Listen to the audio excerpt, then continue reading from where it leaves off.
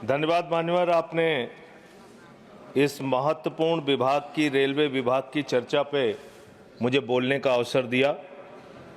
मान्यवर, भारतीय रेलवे के बारे में ये कहा जाता है कि जितनी ऑस्ट्रेलिया देश की आबादी है उतने लोगों को भारत की रेल प्रतिदिन एक स्थान से दूसरे स्थान पे पहुंचाने का काम करती है।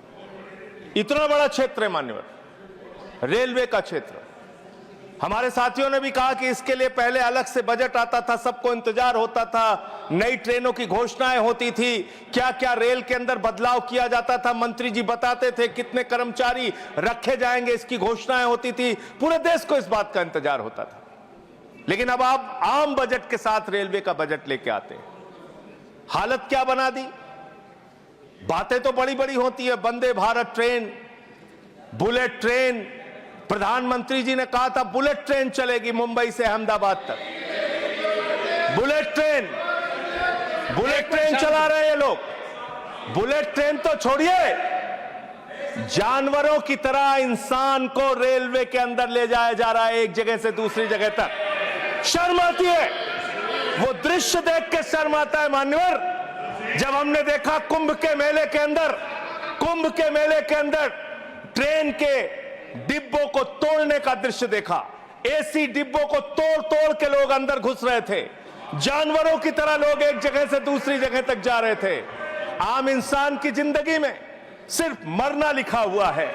कभी रेलवे के ट्रैक पे मरना है, कभी एक ट्रैक पे दो ट्रेनें चल रही हैं, टकराना है, एक्सीडेंट में मरना है, तो कभी दिल्ली के अंदर भगदड़ में लोगों की जान चली जाती है। आम इंसान की जिंदगी में मरना लिखा हुआ है। और रेलवे के कर्मचारी, गैंग्समैन मेरे पास आए थे मिलने के लिए। सर, उन लोगों का यह कहना था रेलवे ट्रैक पे काम करते हुए एक्सीडेंट हो जाता है, उसमें भी उनकी जान जाती है। यह हालत हो गई है रेलवे की आज। और रेलवे के बारे में सीएजी की एक बहुत गंभीर रिपोर्ट है। माननीय मंत्री जी यहां पे बैठे, और मैं दिल से कहना चाहता हूं, कोई यहां पे बैठे इसलिए नहीं कह रहा हूं, जब ये मंत्री बने पूरे देश को उम्मीद थी कि रेलवे के अंदर क्रांतिकारी बदलाव आएगा। यह उम्मीद थी कि एक तकनीक के जानकार, एक पढ़े लिखे, एक शिक्षित योग्य मंत्री बने देश के अंदर, वो बदलाव लेके आएंगे। लेकिन रोज एक्सीडेंट पे एक्सीडेंट।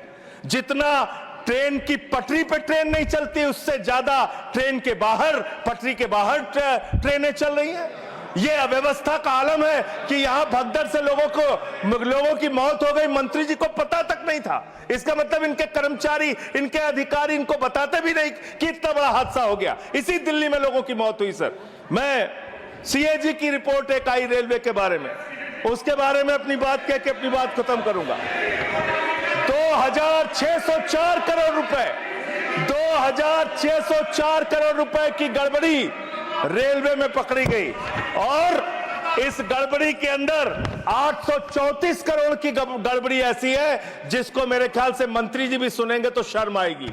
मुंबई से बांद्रा तक एक रेलवे के डेवलपमेंट का प्रोजेक्ट रखा जाता है, उसके लिए लोन लिया जाता है, उस लोन के ऊपर जो कर्ज का ब्याज दिया जाता है वो 834 करोड़ रुपए दिया जाता है, लेकिन वो परियोजना शुरू तक नहीं होती। मान्यवर, यह है अनियमितता का मामला आपके यहां। इसका स्पष्टीकरण दीजिएगा अगर आपको मौका मिले। और अंत में एक बात कह के खत्म करूंगा अपनी बात, क्योंकि समय कम है।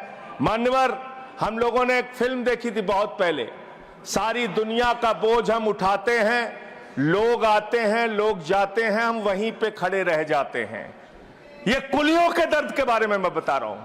कुलियों के संगठन के लोग मुझसे मिलने के लिए आए थे 3 दिन पहले मान्यवर, और पूरे देश में 19,000 कुली हैं जिनको उस समय की 2009 के अंदर उनके लिए घोषणा की गई थी कि उनके बच्चों को नौकरी दिया जाएगा, उनको गैंग्समैन की नौकरी दिया जाएगा। लेकिन आज उन कुलियों की हालत यह हो गई है कि रेलवे के प्लेटफॉर्म पे ई रिक्शा चलते हैं, रेलवे के प्लेटफॉर्म पे वाहन चलते हैं जिसमें सामान ढोने के लिए यात्रियों को एक प्लेटफॉर्म से दूसरे प्लेटफॉर्म पे पहुंचाने के लिए वहां पे वाहन मौजूद हैं। जाहिर सी बात है पैसेंजर उसका इस्तेमाल करेंगे।